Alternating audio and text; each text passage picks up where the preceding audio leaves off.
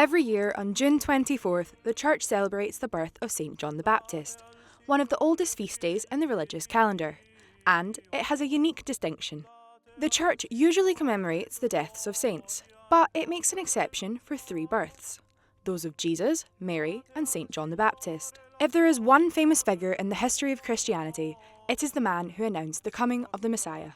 The church is actually dedicated to 3 popes, Saint Stephen and Denis and Sylvester, but it became known as San Silvestro because Pope Sylvester is the best known of the saints.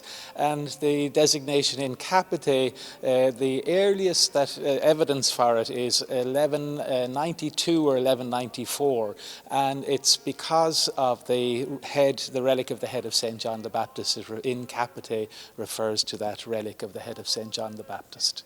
According to the Gospels, Salome, daughter of Herodias, asked Herod on behalf of her mother for the saint's head on a platter and received it.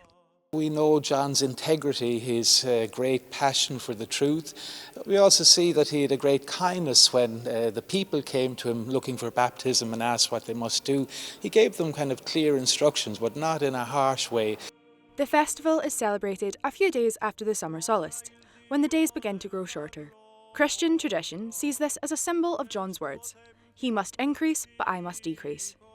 In contrast, after Christmas, when Jesus is born, the days begin to grow longer, reminding us that Christ is the light who comes into the world. There are other interesting things, I think, his doubt, when Jesus was in the fullness of his ministry and John was in prison, he sent messengers to say, "Are you really the one who was to come, or should we wait for another?"